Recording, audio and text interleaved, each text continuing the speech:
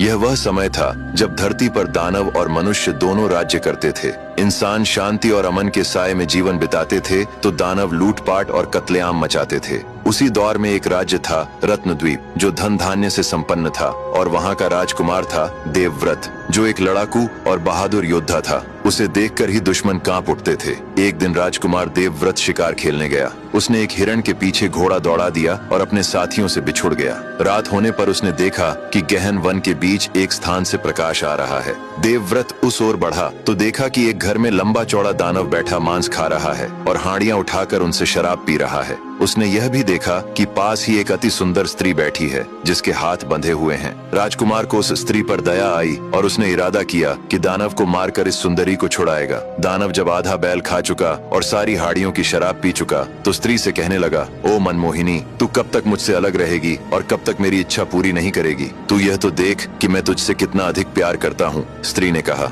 दुष्ट जंगली, क्या बकवास कर रहा है? तू चाहे इससे भी अधिक दुख दे, बल्कि मेरी जान भी ले ले, तो भी मैं तेरी ओर मुंह करके थूकूंगी भी नहीं। दानव यह सुनकर क्रोध से पागल हो गया। उसने उठकर बाएं हाथ से स्त्री को पकड़ा और दाहिने हाथ से तलवार निकालकर उसका सिर काटने को उद्यत हुआ। इतने ही में राजकुमार का छोड़ा हुआ तीर उसकी छाती में घुस गया और वह मरकर गिर पड़ा। राजकुमार अंदर गया, सुंदरी की रस्सियां खोली और उससे पूछा, तुम कौन हो और कैसे इस राक्षस के हाथ पड़ी? उसने कहा, यहाँ से कुछ ही दूर सरासंग नाम का एक कबीला रहता है। वहाँ का बादशाह मेरे पिता है। ये दुष्ट हबशी जिसे अभी तुमने मारा है मेरे पिता के राज्य की रखवाली करता था। यह मुझ पर बहुत दिनों से मुग्ध था। एक दिन मेरे पिता को असावधान देखकर यह मुझे उठा लाया। यहाँ लाकर इसने मुझे बांध रखा और रोज चाहता था कि मेरे साथ संबंध बनाए, लेकिन अभी तक भगवान की कृपा से यह मुझ पर हाथ नहीं डाल सका और आज तुम्हारे हाथों मारा गया। राजकुमार ने कहा, फिक्र मत करो, मैं रत्नद्वीप का राजकुमार देवव्रत हूँ। मैं तुम्हें अपने महल में ले जाऊंगा। देवव्रत राजकुमारी को लेकर महल की ओर चल दिया।